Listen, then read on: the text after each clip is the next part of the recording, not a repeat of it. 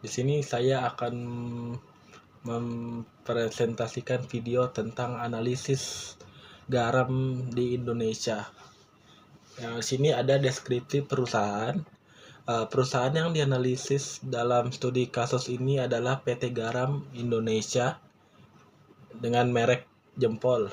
Salah satu produsen garam terbesar di Indonesia yang menyediakan garam konsumsi dan industri. Perusahaan ini berdiri sejak tahun 1970 dan memiliki fasilitas produksi di berbagai wilayah di Indonesia, terutama di area pesisir dengan potensi tinggi untuk memproduksi garam. Dalam beberapa tahun terakhir, PT Garam Indonesia menghadapi beberapa tantangan besar, yaitu yang pertama, peningkatan biaya bahan baku. Karena bahan baku garam semakin naik, terutama akibat perubahan iklim yang mempengaruhi hasil panen garam lokal. Selain itu, kebijakan impor garam yang dibatasi membuat biaya bahan baku terus meningkat. Yang kedua, persaingan yang ketat. Semakin banyak pemain baru dan produsen garam impor yang masuk ke pasar Indonesia, terutama dari negara-negara dengan biaya produksi rendah.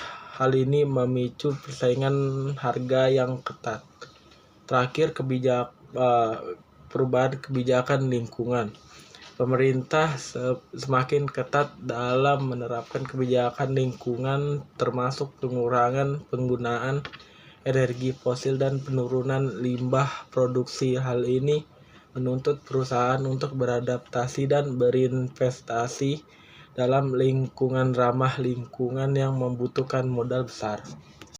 Analisis lingkungan bisnis.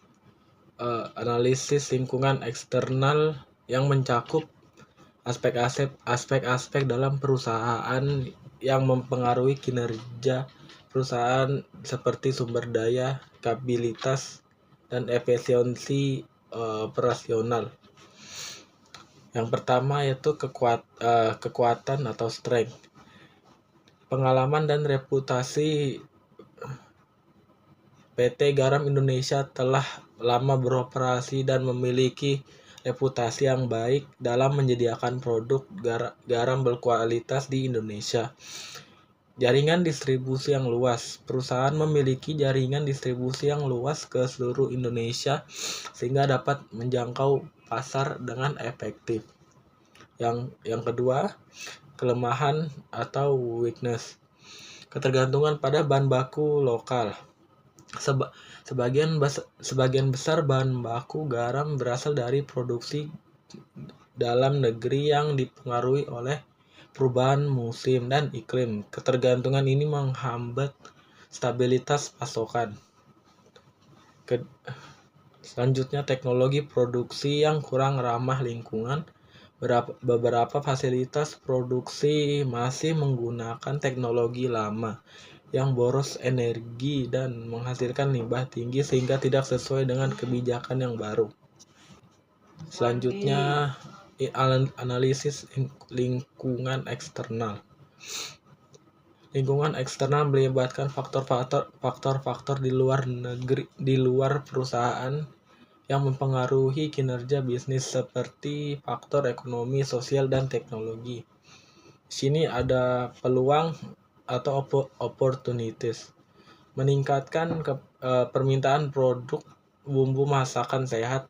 Seiring dengan meningkatnya kesadaran konsumen akan kesehatan, ada peluang untuk mengembangkan produk garam sehat seperti garam rendah sodium atau garam Himalaya. Dukungan dari pemerintah.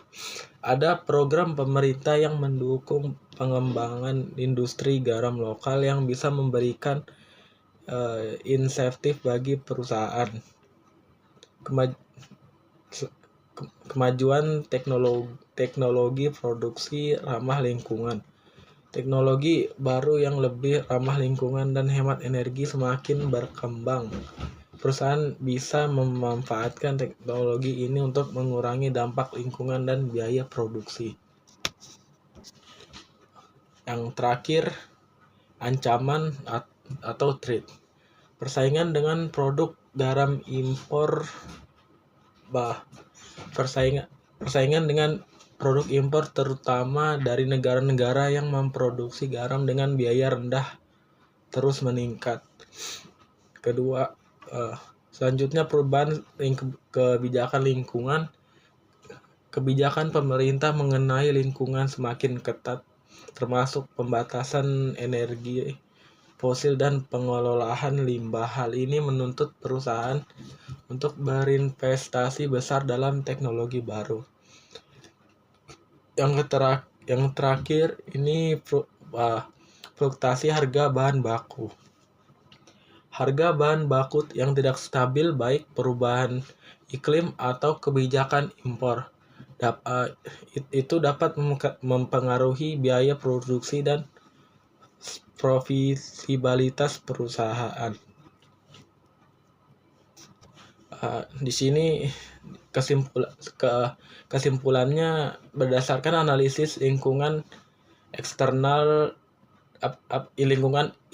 dan eksternal, PT Garam Indonesia memiliki keunggulan dari sisi pengalaman dan jaringan distribusi yang luas. Namun perusahaan perlu segera beradaptasi dengan kebijakan lingkungan dan berinovasi dalam produk agar tetap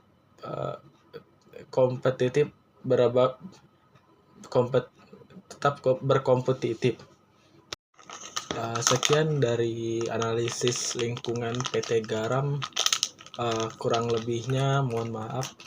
Assalamualaikum warahmatullahi wabarakatuh.